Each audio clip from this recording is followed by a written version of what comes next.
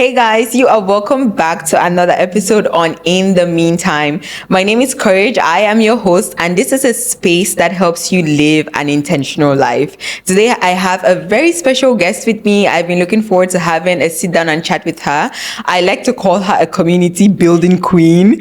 I love her heart for just bringing people together, whether they're creatives, whether it's family, and just seeing how she helps people network, collaborate, and build in a city like Dubai, which is often very lonely. And, you know, it's just what it is. But I'm so grateful that she could make it here today. So, Fari, you are welcome to In the Meantime. Thank you, my darling. I'm so happy that you actually made the space, and it's such a beautiful space you created. So I'm very humbled to be here. Thank you for inviting me. Thank you so much for coming. But we're going to get to know you a little bit. But before that, I have an icebreaker question that I ask everyone who sits on that chair. Da, da, da. Drum roll, please. So what is one lesson you've learned this year so far, 2025? Or even if it's just recently? Just one. I've learned a whole bunch. This year has been a lesson learning year. I know. I think this year has really taught me surrender. And this is a big topic we're starting well just as an icebreaker. But yeah, it's really taught me surrender. Yeah. Thinking I knew it, but I had no idea. Wow. So yeah, it's been a big eye-opening year. Yeah. Big time on surrender. That was just like in every area of your life? Like every area. Like literally it's been like 360. How can we just break everything down and figure out how you can lean into flow, lean into being out of control, lean into just, understanding that everything's going to be okay without worrying, anxiety, nervousness, and all of this. Yeah. And let's say in everything I do, I have every reason to worry. Is everything going to be okay? Events and all of this, it's a stressful situation. Yeah. But when I stopped thinking, that for me, I've understood is I stop worrying. Yeah. And then I surrender and I just allow the process to flow. Yeah. So that's been something which on a business level, personal level, life level, every level. It's just kind of like this year you're going to really understand what surrender means. But I love what you said, like when I stopped thinking, the anxiety. I'm a recovering overthinker. This is one of the things I've had to learn. Yeah. So yes, overthinking. It's not just the thinking. I've understood how my mind works. Yeah. Because I've gone into learning about neurolinguistic programming, NLP. That's when I realized, oh my God, I have no understanding of like how this beautiful engine works. Yeah. And then mixing that with my emotional intelligence and understanding EQ and all of this, I've come to think too much is not helpful. Yes. So manage it, understand it, but let it flow and go more into my emotions rather than let my thoughts get out of control. So understand that they're just thoughts. They are. That's simple as it is. Yeah, and we don't need to keep rehearsing everything, because I realize for me, when I overthink on something, I actually can get a panic attack because I'm like going ahead of myself and thinking about things that haven't happened yet. So I always try to remind myself to stay in the moment, whatever is happening now. And everything will happen according to how it was supposed to happen. This is one of the most beautiful lessons, right? Yeah. That there is nothing to worry about because you're exactly where you're supposed to be. Yeah. And then not getting too carried away with the future. What's going to happen will build anxiety. Wow. Not being too regretful of what's happened. That's the regret. Yeah. So when you're in the present, you lean in. Yeah. And that's what I've understood. Just to have the courage to lean in. The courage. I'm going to see how many times I'm going to be able to say your name. Courage. Number one. We're like, put it down. First minute, number one. Yes. But so I'm about to go to my second question, but while you kept talking, I'm just like, I have to ask this. But you mentioned to me you've been here for 18 years. Yeah. So like you say in 2025, okay, I learned surrender. Do you feel like this is a recurring thing you learn from time to time as you grow in age and just in experience and everything? Or is it something that you feel like when you mastered it, you've mastered it? Or do you feel like as life goes on, I think, look, one of my favorite quotes is you're a masterpiece and a work in progress at the same time. So even though I thought maybe 10 years ago I understood what surrender was, 5 years ago I thought I understood what it meant, today in 2025, I still think I've understood, but maybe in 5 years' time, I'll really understand it. Yeah. So I think with every part of our journey, we will understand. So it's like an onion. You start understanding things with layer by layer, right? So right now, with where I am in my life and what I'm deciding to do, the surrender is how it's showing up. Yeah. I genuinely thought after I got divorced and I moved back to Dubai 7-8 years ago, I thought I had surrendered, right? Because I surrendered into, I don't know what I'm doing. Let's see where life goes.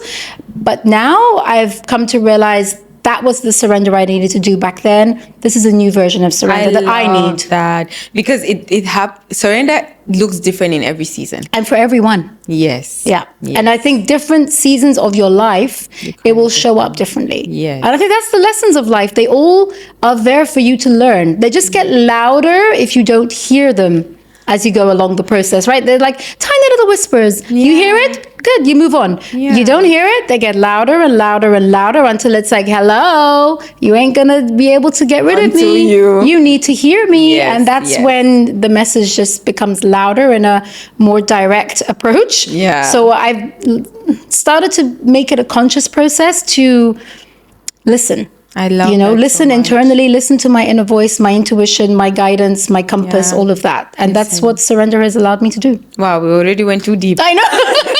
It's only been, 5 minutes? But then please, Fari, tell us a little bit about yourself, where you from, how long you've been in Dubai, what you do, Yeah. whatever you're comfortable with sharing with us. Look, I'm an open book. So it's up to you how comfortable you are with what you're going to hear. You ask and I will answer the question. So that's the best I can say. From the easiest way I can sum up who I am, I was here 18 years ago, just on a curious journey to understand what is this region all about. I'm Iranian by birth. I grew up in the UK. Having lived there, studied there, university and all of that, I was like, I love the European vibe. I've been there most of my life. I want to experience something different. So when I came here, it was because I was curious. Yeah. And honestly, I can definitely say, while I've based myself here, and this is where I really feel like it's my home, I've found myself. So I came here with a clean slate. It was the first place that I ever thought I feel safe enough to move on my own. Wow. And I was in my 30s. So I was actually, I think, just 31. And for a lot of people, that might be very old. You should have left home in your 20s. But in our culture, you don't really leave home until you get married. Yeah. And I wasn't married when I left. So my parents were like, are you sure? I was like, yes, I'm going to go to Dubai. Of course, my parents came and they came and checked out the place. They're like, okay, we actually like it here. It's fine. You can move. Oh, wow. But for me, it was the first time I was independent. Yeah. The first time I had to find a place of my own, live on my own. And I was always around people. So I've gone through the journey of being much more of an introvert at the beginning, and then an extrovert. And then now this newly found word that I've understood is Ambivert? it's outrovert. Oh, wow. Which is the combination of both. So it's a new way that I thought I would had to be one or the other. And I've come to realize, no, I'm actually a mixture of both. Yeah. So that level of me just trying different things and loving being around people kept me very busy not being alone. And I think that's because I was afraid of me being silent and being with my thoughts. Then when I started to understand, you know what, I need to have time to figure things out. Yeah. I started to do things differently in Dubai. So from my side, look, I've understood a lot about myself just in these last 15 to 18 years. Wow. And that's purely because I've been here and I've tried so many things. Yeah. Living in the UK was such a blessing, simply because I was able to learn so many different ways of doing things, mindset, processes, structure, formality, all of these things I needed to learn. Living here in Dubai, it's made me see things that, what are possibilities? What are the opportunities? Yeah. What is something that you never thought about but could be done? Think outside the box. Yes. So merging those two things, right? Make us do that. Yeah. That, I think, is a perfect marriage between having the belief that things work in a certain structure, but having the courage. Number two, there you go. It's come up again. Put it down. There you go. The decision that you make to do things differently. Yes. Yeah, that takes a certain level of self-belief, which I didn't have when I came here. I had to build it. I didn't have much of an ambition. I never have really. Like maybe in the last 10 years, I would say I started to understand, what do I want to create? What do I want to achieve? What are my goals? Until then, I was just kind of living life and going with the flow of things. But now more intentional. Now I'm way more intentional, just because I have understood what I am good at, what I love to do. And I did this to certain books that I read. Mm-hmm. And like Ikigai was one of the ones which really helped me I love phase. it so much. See, like, did Yes. you realize what you were supposed to do when you read it, or was it like confirming to you? It was confirming to me, and also just realizing a little bit more, because I Right. read it when I was kind of in between, Right. also finding my voice and getting back to the basics of what life is really all about. So Right. for me, it was like a turnaround, if I'm being honest. Beautiful. Yeah. I love that. So Yeah. your turnaround, you mean like what? Like, It was like a turnaround for me to return to myself. I love this. Because I felt like I had lost my voice a little bit in the noise of the world, and just getting back to what I truly enjoy Right. in life. Yeah. See, that's beautiful. It Yeah. made you realize something that you had maybe forgotten I or had hidden. forgotten, yes. And it just kind of ignited it again. Yeah. And that's what I think I always suggest to people if they want to figure out what you want to do. Ikigai for me just confirmed it. Yeah. Right? That Yeah. I was, because I'm a generalist, so I do so many different things, right? Yeah. How many things do you do? It depends what day you're asking me. Today, I'm probably doing like 3. Oh, but wow. honestly, I've come to realize I have developed myself to be a generalist. But I've understood what I'm really good at. And I specialize there, and I go deeper and deeper to figure out, okay, what is the niche of but in this specific Yeah. thing that I can really excel? And because I do it with a different lens, I still am proud to say I'm a generalist, but I do have a love for certain elements, and I go Yeah. special into those. And what is that certain element? So I would say if you're looking at generally, Mm-hmm. I am, the best way to explain it is I am a connector. So I connect people together. I connect ideas. If someone has a concept and don't know how to create it, I bring it to life. Yeah. I create strategies for brands to do things in a different way, to make their mark, to leave a good impression. Yeah. I connect people in terms of like, they have a message, they need to express it. So connection with their true voice, Wow. with their authenticity. Yeah. All of this, because I've gone through the process myself, and Yeah. I very much, like you said, I got lost and I Yeah. forgot I have a voice. How do I share it? I was very camera shy. And yeah. So you would never find me sitting here doing this. Oh my God, no. Knowing Let's- all the things I've seen you do, I'm just like... and people are surprised, right? Because I was never that person who was confident to speak up and share what I have as a message, or even host an event. Like, I would be organizing behind the scenes. I was very good behind the scenes, but Yeah. nobody would know who organized it, Yeah. because I didn't want anyone to know it was me. I would just get on with Somehow it. I get it so much, because I also used to be the person at the back. Like, I don't want anyone to see me. Yeah. Don't notice me. I'm just hiding behind Yeah. there. But somehow, I think my mom always says, like, I don't know how you found yourself here. Like, I don't know how this table's turned and you're doing this now. But See, it's beautiful, right? Yeah. It's, again, you did another turnaround. Yeah. You understood that this is what I'm really good at, but maybe there is something holding me back. And I had a fear of being judged. I had a fear of comparison.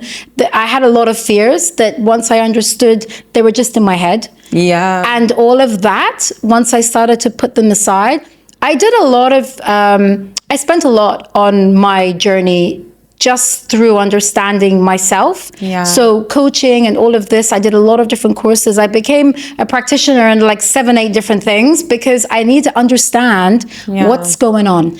And I think that is such a big part of our human existence. Yeah. You need to get to a point in your life where you're like, I want to get to know myself properly.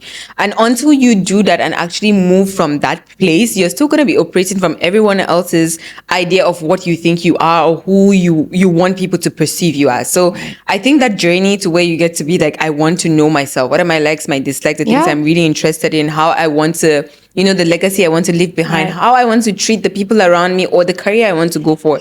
You need to get to that place where you're like, I need to find out who I really am. Yeah. And but just talking about your love and you being a connector, I wanted to just find out, like, what actually inspired you to want to do that? Do you have like a personal story about that, or like just your love for building community, connecting people, creating those brands, giving them a voice? How did it start? I've really sat down and with hindsight gone back to see, where did it all start? What was that ignition? Where did it happen? And I honestly can't find one part where I'm like, this was the time when I understood this is what I have to do. This is why I love doing it. But I realized that I started creating communities, and by even like back in uni days, I think when I just came out of uni, I was a professional. Like I just came out of uni, I had a degree, I had no idea what I want to do. I did business, so I was like, I can do anything. Yeah. But I just knew other people just came out of uni, and we just wanted to like network and get to know other people. So my first part of creating a community was bringing together young professionals and organizing social gatherings, just because I wanted to meet more people. But it was purely, that was the intention behind it. I didn't realize that throughout the years, that's all I was doing. I was just bringing people together because I always felt like I need to belong. And I think that's my reason for loving the creation of community. It's in the word, it's unity. It's bringing people together. And when people feel like, especially in Dubai, I've done community building in the UK, I've done it in Moscow, I've done it in Egypt, and I've done it here. So it's not the location. It's just where I am. I see people wanting to connect, wanting to just belong and not feel alone. And it's finding what brings everyone together. So I think here I've done probably 3 different communities, 4, I would say 4. One didn't work. It was way too early. I was doing speed networking maybe 8 years ago when people were like, stop rushing me. I want to talk to, I'm like, no, speed networking is a process. It's like only a few minutes. They're like, no, I want to speak. I'm like, okay, this is way over. Now we can do it again. Now I am doing it again, right? So because we used to do it in the UK. Like back in the early 2000s, it was a very easy, everyone just was speed networking very easy. When I tried to do it here, it was too early.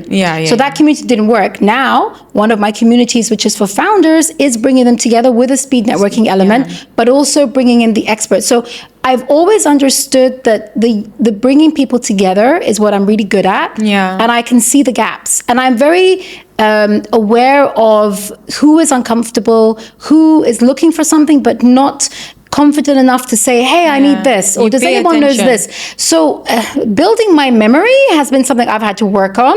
So this is one of the people who I learned a lot from was Jim Quick. And I had to really get better being in the events world.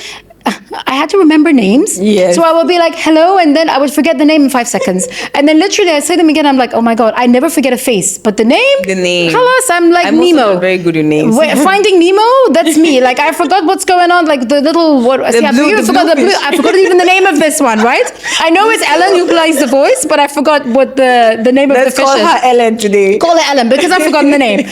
But that it made me realize I need to remember names.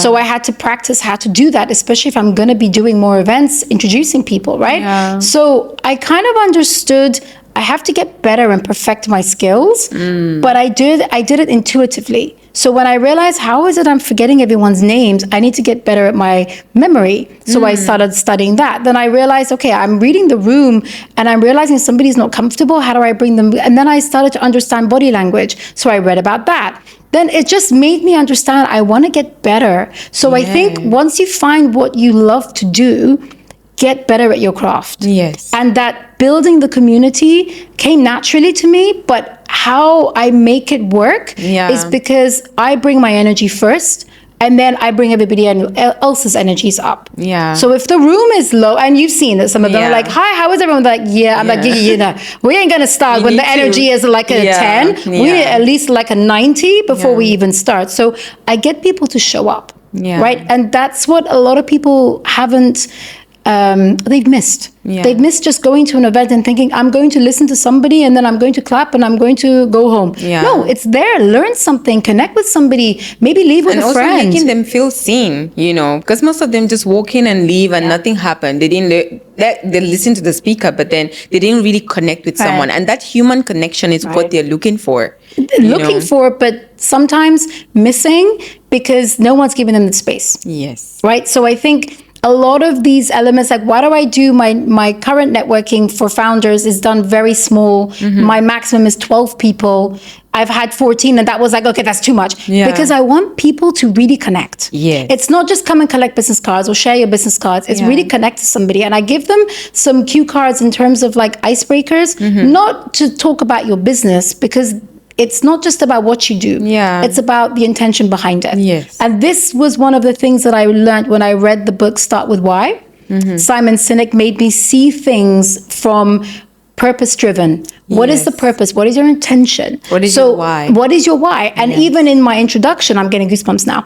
In my introduction, when I'm, hosting my community events it's Events by Fari, that whole thing, I have it written intentions. Like, what is every single person's intention from being here? And it's not just, I want to meet new people. No. I think you're deeper than this. What is really your intention? What are you looking for? Are you looking for a new client? What is that? Like, get real about what it is you want, because that's the only way you're going to be able to match up to it. Yeah. So being real about your intention will allow you to connect with more people on a deeper level. And I do it from there all the way up until hosting events. I think this is where I've come to understand I need to get better at my craft. Yeah. And that comes with me putting in the work. Right? That's and simple. What would putting in the work look like for you, and maybe just like anyone else who's how much time you got? Okay, let's narrow it down to 3. What would it look like for you, and maybe someone else is like, I want to start from the baseline and get better at my craft? I think the first thing I would say is really go into intentionally understand why you want to do it. Yes. And I learned this back in my 20 odd years ago when I was in uni. Is it 30 years ago? I don't know. Yes, 30 years ago. Oh, wow. I did back in those days, and I still do sometimes, but not for business. I don't do any business plans anymore. It's just understanding the SWOT analysis. Yeah. So it's your strengths, your weaknesses, your opportunities, and your threats. Yes. Now, we did it when it was, looking at a business opportunity. Should I do this? Should I not? But what it is works for happening? us too. I did it personally. Yes. Right? So look at something as, if you want to start it, what are your strengths and your weaknesses that's really coming from internal? Okay, how can you do this? Do you have the context? Do you have the know-how? Do you have the expertise? And then look at the opportunities and threats. That's external. So how many other people are doing it? And don't let that throw you off as if it's saturated, because you're in Dubai. I'm in events. Every other person I meet is either in marketing or events. I'm like, hello, come and take a seat. It's fine. But I bring something new to the table that somebody else doesn't have. And we all bring something unique. Thank you. And there is enough of the pie to go around. So don't let the competition, that saturated market hold you back from starting something. You have to bring your element into it, right? So you look at it as that. And then the second step I would definitely say is look at the concept of success leaves clues. So if someone is already doing something that you like, please don't copy it, but create something for yourself that is inspired by what they're doing. So I always say, please look within and find something that you're innovating. And I genuinely say this: innovate, don't imitate. Yeah. Create something new. Look at what successful people in that field are doing, but don't copycat them. It should just inspire you. That's Take what I it as always inspiration say. and start innovating. Do Because something you definitely different. have your own ideas. I mean, the problem is not a lot of people do have creative ideas. They just want to be the next big whatever it is. So at that point, you got to look at, okay, am I doing this just to make a lot of money? Go ahead. Set your intention and go make your money. But then don't be inauthentic about it, right? You want to have the fame and the popularity, that's perfectly fine. Whatever your reason is, do it. But be some level of, add something new to it. Create some new innovation in what you're doing, right? So I think the main thing is doing the SWOT analysis, following the concept that success leaves clues, follow people, get a mentor, get a coach. Nothing wrong with following in other people's footsteps, but create that innovation within your own, like do things differently. Like I know that from my side, in events, everyone was doing like singular speakers. I was bringing a panel of 4. I know. When someone was doing it, like, for example, my audience has always been founders, entrepreneurs. And when I did something, they were always like, okay, so bring the salespeople. I want to know about sales. I'm like, how much more do you need to know about sales? Like, that's that a level. But do you know how to look after your physical body? Do you know how to regulate your nervous system, your emotional? Do you have a spiritual practice? And I had founders who came to some of my events, and I would have a personal trainer talking about how nutrition is important. I would have a sound therapist who was actually my practitioner who I learned from. He did a sound therapy meditation. And I had somebody else who was talking about NLP. And I literally said, here is a different way to look at it. I had founders coming to me and saying, I've never done anything like this because I thought you are going to bring something new. I didn't know this new. I just did things differently. So again, events are events, but Yeah. what is your USP? What is your element that's different? And that's actually important. I think just hearing you say that, I think a lot of maybe founders or entrepreneurs or creatives, I think sometimes they just go after the bag, or they're hustling or doing the things. They're not really taking time to learn about themselves as a whole human being. For me, this is something that's really big Yeah. for me. Like Yeah. looking at Yeah. yourself emotionally, Yeah. spiritually, Correct. physically, and Yeah. mentally. And so the event that I think I had sometime at the beginning of the year, I also had like 4 different speakers. One of them was talking about physical health, another one about mental health, the other See? one about There you go. like confidence and self-esteem. And like people walked away and being like, oh, I actually need to think about all these areas of my life. Like it can actually help you do better in your sales, Correct. or in your marketing, or even in you being a better leader. I Exactly. think those are areas that we should not maybe push aside. But I just want to talk a little bit about like maybe collaboration and networking, and just being in this space where, like, I think, yes, it's true. The market is saturated, very saturated. And sometimes people might want to maybe consciously or unconsciously compete with other people in the same industry or doing the same thing as they are. Do you have some of like your personal maybe tips and tricks? I don't know if tips and tricks is the word. It is the word. That's exactly what I use as well. It is very Maybe some much of it. your own tips and tricks, because we do live in a place where so many people are doing the same Yeah. thing. So there's this tendency for me. I don't like the term like jealousy and all things. I think a few days ago I was having a conversation with a few friends, and we were looking at a certain situation, and then 2 of them were like, are they jealous of you? I was like, no. I was like, I don't like that word. Don't say that word near me. I don't know. For me, I just feel like maybe it's the way I was brought up too. I Yeah. do not like thinking of myself to a certain degree where I'm like, someone is actually jealous of me. Because somehow with my African ideology, I'm like, maybe you've probably placed yourself somewhere and you're like, oh, someone's jealous of me. But that's another thing. But we do have those tendencies where someone is competing with other people and wanting Yeah. to outdo them and all these things. But I've learned quickly, especially if you're a creative or you're an entrepreneur or whatever, you need to be very focused on your lane and your purpose and whatever you're doing in order to have it grow and reach the people that it's meant to reach. Because we are all gonna reach different people. Like even though we're doing the same thing, Agree. we're talking to different Very different messaging, very different. Yes, yes. visions and everything. So what would be maybe your tips and tricks for someone who is like struggling with a little bit of comparison, or maybe they're trying to do exactly what someone else is doing because they want that same result? I think the number one thing is don't follow trends, don't follow people, don't follow what everyone else is doing and just be that copycat, right? Yeah. I think there is a concept of, like I said, success leaves clues, which means the people who have done it and they've done it really well, they have led you to understand how they've done it. But my whole concept has always been take some inspiration from people who are doing things well, and then see what am I going to bring that's different. So I think the main focus is when you get stuck in that comparison wheel, like the quote is, comparison is the killer of joy. Yes. Well, hello, because you don't have joy when you're just fighting to be seen, be heard, and you're always thinking behind in your mind, am I good enough? Am I better than them? That's the wrong perspective. And I know it's an internal battle, but I think once we start seeing things from, you know what? I know there are, like, I'm saying this and I'm seeing it all the time. There are people who are in events. There are people who are, how many podcasts have you, I am a consumer of podcasts, right? When I thought about creating so many, just in Dubai alone, right? have We have 500 so plus, many, okay? We're talking tens of thousands we're now. Oh, wow. And at the end of the day, even look at globally, okay? Just look at this fact of, if I want to start my own podcast, right? And I was recording my own podcast back in 2015, 16, okay? It was around 16.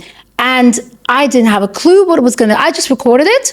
And it was basically from a community that I had created back then, which was about entrepreneurs sharing their failure stories. So highlighting their success, but through their failures, right?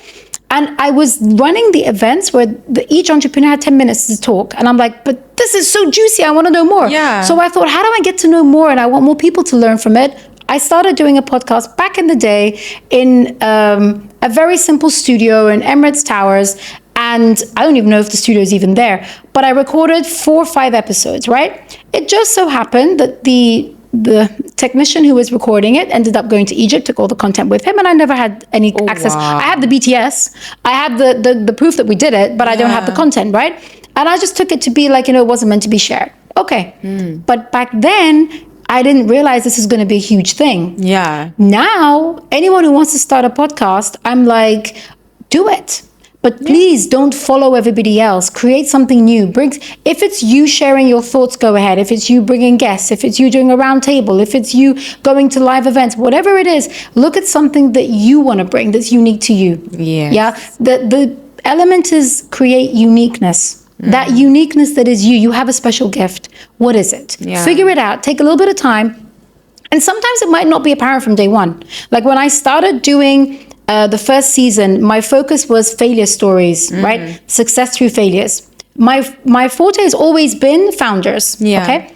But my focus for the first 17 episodes was failure stories. And only through Pod Club, when I started actually bringing in speakers to learn more about the craft, like I said, get better at your craft, right?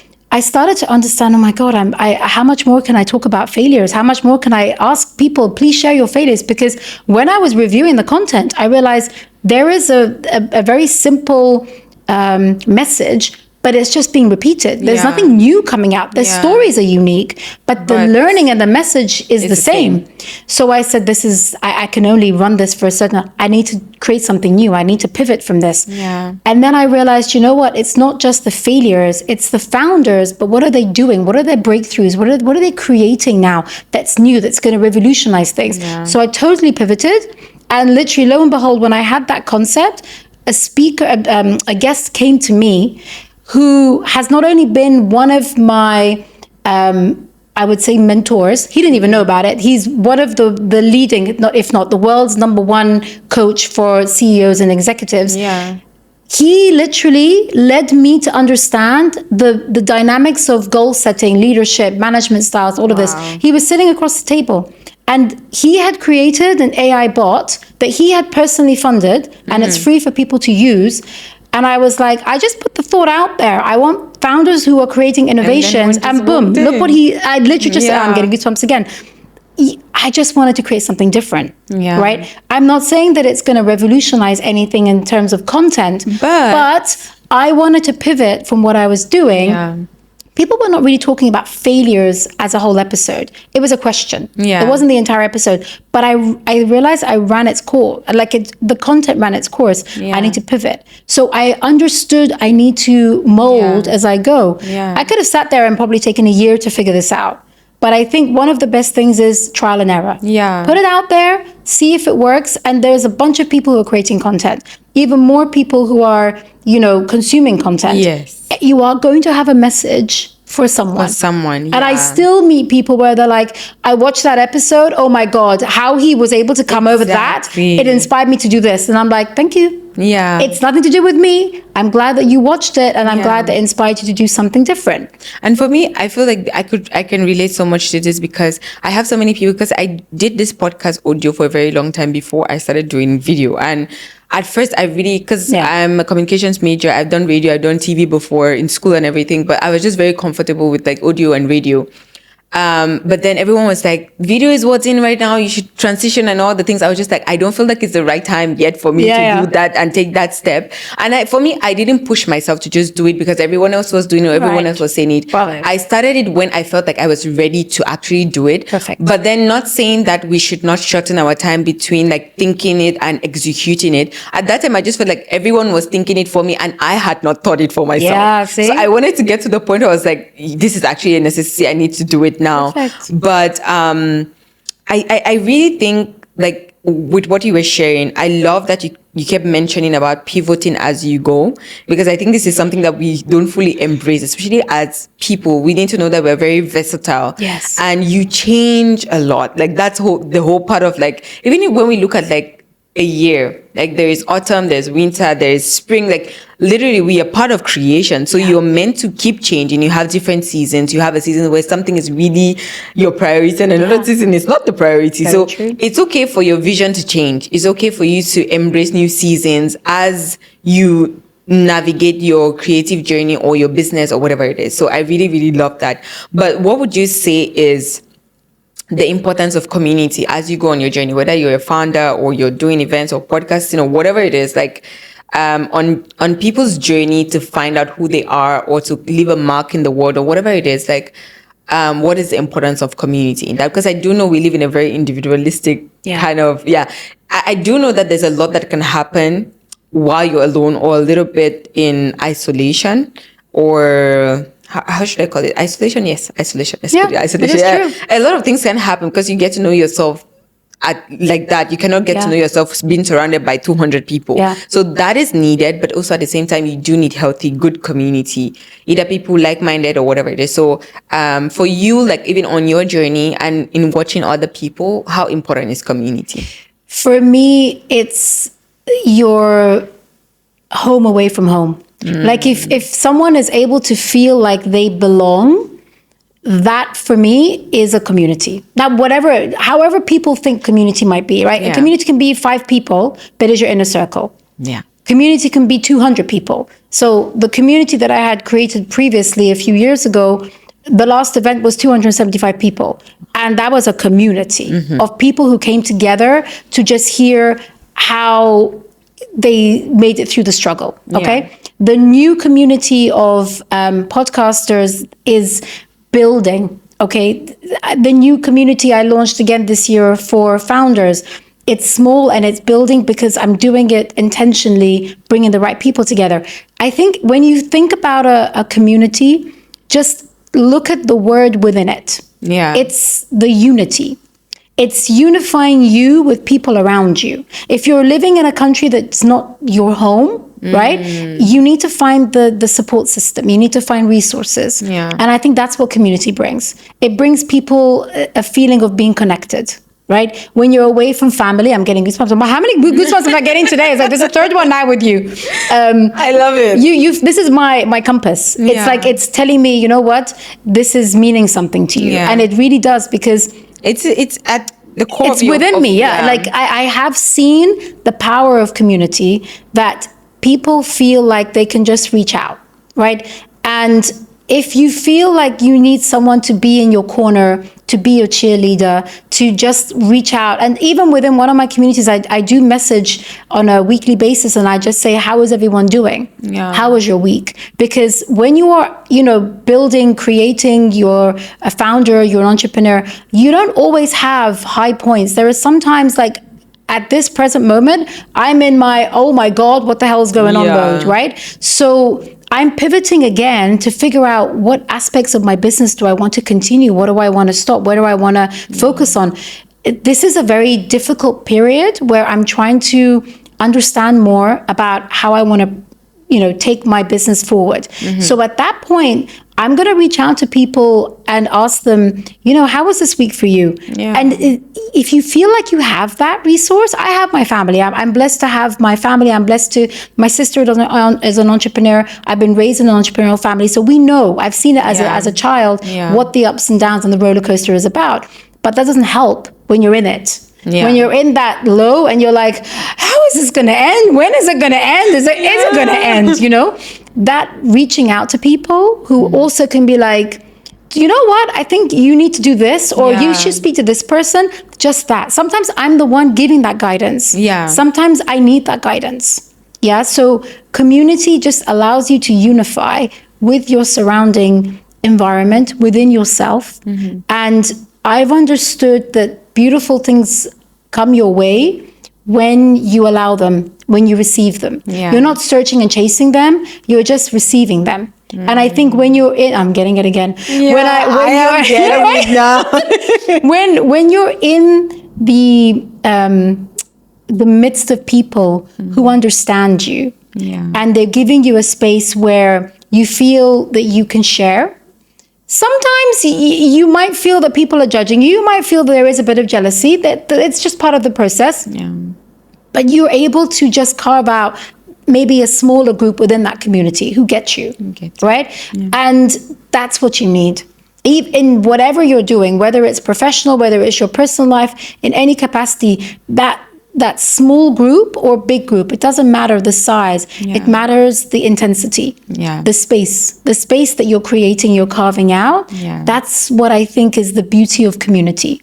It's just allowing people to come together to help one another, right? There are some people who are great at what they do and they can teach. Yeah. And then there are other people who want to learn. And that's, again, bringing it together, Yeah. right? So it's reaching out and just asking for help, which for me was not an easy thing to do. But when I realized if I'm not able to ask for help, then how am I going to get myself out of this situation when I don't know how to do it? Someone else has been through this. Now I've been through so many things. If someone asks, I'm like, let me tell you how you get through this. This is who you need to speak to. But I only got there because I was starting to be brave enough to ask for help. Right? So I think when you lean into a community, you're opening the space for you to become more comfortable.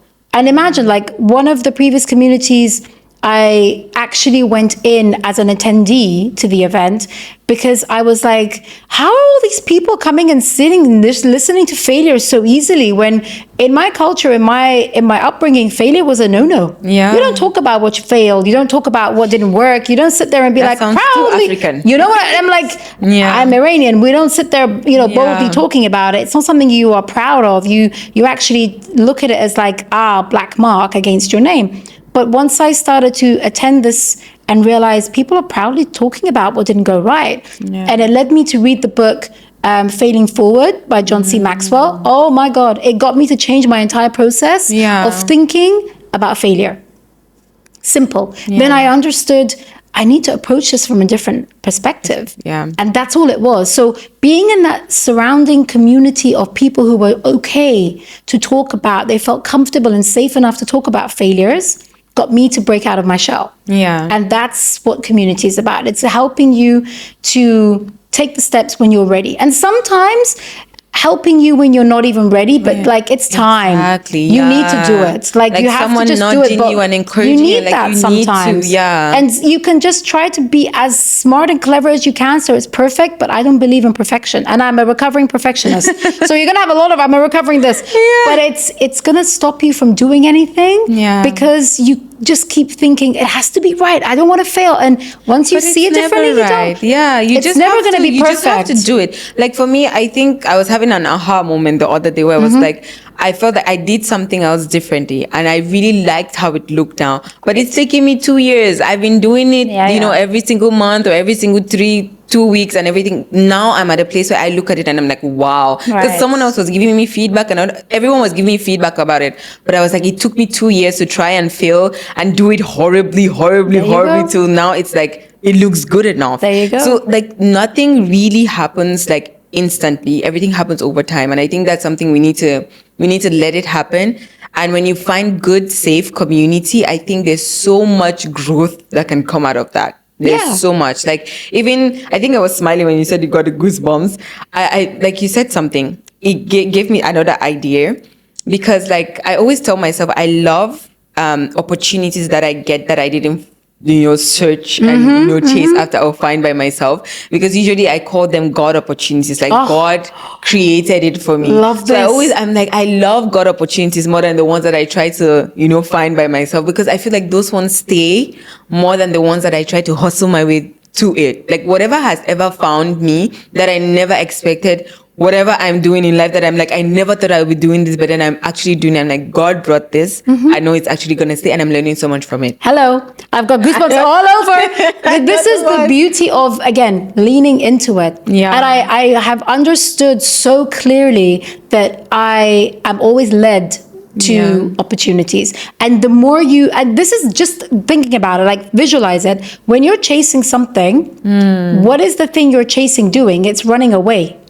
So you've got to stop chasing it, because it's going to just keep running. Yeah. The minute that you actually stop chasing, you just settle in. And that quietness, that silence actually tells you need to go left. Yeah. Like, look, something as simple as I've had so many situations where speakers have canceled last minute, right?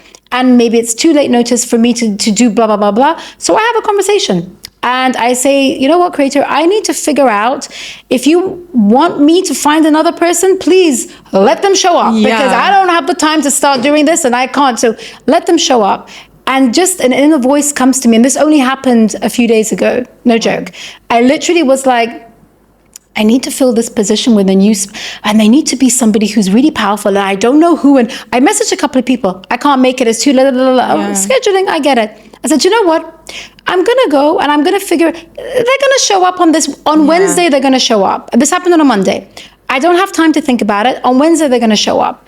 I go in, I'm coming out of this session. I was recording another podcast. I come out, I literally just walk out and lo and behold, right in front of me, 2 people, and I'm just like, oh my God, you guys would be amazing for this event. What I need to do is, one of you, are you available on this day? They're like, yes. I'm like, thank you so much. Here's my details. I literally walked out. I have my speaker. And I kid you not, you don't need to look. Yeah. You don't need to chase. You don't need to do the work, right? Yeah. But then let it be. Yeah. And those paths that are designed for you, that are destined for you, that are meant for you, will always show up. Yeah. You're never going to miss an opportunity. That's why I've understood, and this only came up in my episode that I did with Dr. Marshall Goldsmith. He said, you're very much like you're still living in regret. And I've done a lot of work on myself, right? Yeah. And I was sitting there thinking, and this came on the back of the big floods that we had last year. Our house got very badly affected. And so it was the decision making, oh my God, we could have done this, we could have done that. Yeah. And it reflected on the decisions I could have made that I didn't make in my business. I could have scaled when I should have and I didn't. I could have done this, I could have done that. And he told me one thing, when you live in regret, what you're doing is cutting the opportunities that could present themselves because you're just looking at the past, you're looking behind, and nothing can come when you're looking behind. And I was like, oh my God, I'm getting a live coaching session with the genius that he is. I realized I need to stop looking at the past. Look at it as in reflection. But don't get stuck in it. Yeah, you learn from it, not live there. Don't live there because it will drag you down. Yeah. You won't be able to thrive by living in the past, nor will you thrive by living in the future of what can be, what will be. But in the present, you'll be able to understand by just tuning in and listening. And I think I love the way that you said it. Like these God creations, these moments are created for us. You have a beautiful purpose. I have a purpose. Yeah. We just have to link up to it and then live it. Yeah. And that's all we can do. And I always tell myself, like, everything happens the way it was meant to happen. Like, even if I felt like I was supposed to take a left turn and then I took a right turn, somehow it still ends up aligning to be that left turn at the end of the day. I don't know if it actually makes 100% makes sense. It always happens the way it was meant to happen. So even if someone is like, canceling on me, I'm like, it was actually not meant to happen. So another thing was meant to happen. So it always works out for our good at the end of the day. Always. And I've understood one simple thing that I've been practicing this year, and 2 ways that I've understood it. One is whenever something goes wrong that we think is wrong, or didn't work out or whatever, I just pause and I literally say, what a gift. What an opportunity. What am I going to do with this? I don't know. But you know what? This is exactly what was meant to happen. I'm going to choose to be different. I'm going to choose to respond different. I'm going to choose to act. That is all done within a split second. Yeah. And I have to action that, and I have to be consciously doing that because it's not my default process. My default process is like, holy crap, what am I going to do? And when you have something happening and something is not working, you start panicking. But the minute that you see everything is designed for me, everything is good, even when you're in the down, that up will come, right? And I am literally like understanding that day by day because I'm surrendering to the knowing that everything is designed for me as it's meant to be. So I literally wake up every day and my exact sentence is, I'm exactly where I'm meant to be and I choose to respond differently. I love that. That's it. That's all I do every day. I choose part because at the end of the day, we have to choose. It's your choice. You have to choose. You don't walk in your life without having a choice. Yeah. When you think that, you've given up. Yeah. And that's not the same as surrender. Yeah. So that's giving up. Yeah. You don't need to give up. You need to be able to just own it, lean in, and realize that everything is meant for you to win, to excel. Just don't fight it. Yeah. That's the understanding I've come to. The learning of don't have that inner conflict. You can't win when you're fighting. Yeah. You can only win when you're at peace. Wow. This is the realize. It's getting very deep, this conversation. No, I love it. I love the peace part because that is something that for me, I'm like holding on to it. I'm like, yeah. But Fari, thank you so much for coming to share with us. Where can people find you? Like, just tell us. Everywhere.